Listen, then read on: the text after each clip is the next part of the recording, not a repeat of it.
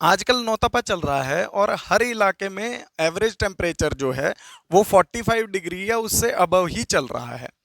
तो ऐसी अवस्था में लू लगने की संभावनाएं काफ़ी ज़्यादा बढ़ जाती हैं। तो आइए आज के इस वीडियो में यही समझने की कोशिश करते हैं कि लू से संबंधित लक्षण क्या हैं और ये हीट स्ट्रोक क्या होता है।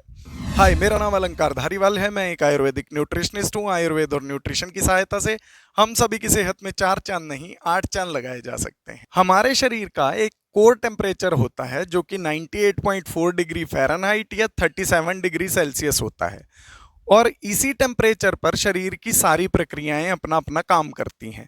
अगर ये टेम्परेचर कम या ज़्यादा हो जाता है तो ये शरीर की प्रक्रियाएं भी प्रभावित इससे होती हैं। अब अगर हम किसी ऐसे इलाके में जाते हैं जहां पर काफ़ी ज़्यादा हमें गर्मी का सामना करना पड़ता है और हम लगातार गर्मी के संपर्क में रहते हैं, तो तब शरीर अपने आप को ठंडा करने के लिए पसीना लेकर आता है और इस पसीने की मदद से शरीर अपना कोर टेम्परेचर बना के रखता है। लेकिन इस पसीना लाने की प्रक्रिया में आपके शरीर से इलेक्ट्रोलाइट और जो पानी जो है वो बाहर निकल जाता है। अब अगर आप लगातार ऐसे ही मौसम में बने रहते हैं तो धीरे धीरे आपके शरीर से ये दोनों चीज़ें इलेक्ट्रोलाइट और पानी की कमी होने लगती है और जैसे जैसे आप ऐसे ही वातावरण में बने रहते हैं और आप इन्हें रिप्लेस नहीं करते हैं तो धीरे धीरे आपका शरीर एक ऐसी अवस्था में पहुंच जाता है जहां पर वो पसीना लेकर आ ही नहीं पाता है। और जब पसीने का सिस्टम आपका काम नहीं कर रहा होता है तो आपके शरीर का कोर टेम्परेचर बढ़ने लगता है और इसी से सारी प्रॉब्लम शुरू होती है और इसी अवस्था को आप हीट स्ट्रोक के नाम से जानते हैं। अगर आपका टेम्परेचर 40 डिग्री सेल्सियस या उससे ज़्यादा 15 मिनट तक बना रहता है तो इसे हीट स्ट्रोक की श्रेणी में रखा जाता है।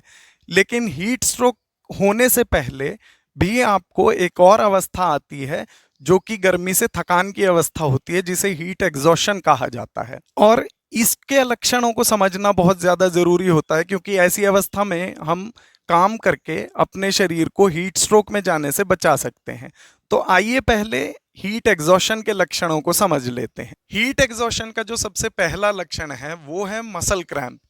इस अवस्था में आपके मांसपेशियों में अकड़ाहट आपको महसूस होने लगती है और हल्का दर्द हो रहा होता है। अब अगर आप इस पर ध्यान नहीं देते हैं तो इसके बाद आपको चक्कर आना, जी मिचलाना, कमजोरी, थकान, उल्टी आना और सिरदर्द जैसी समस्याएं देखने को मिलती हैं।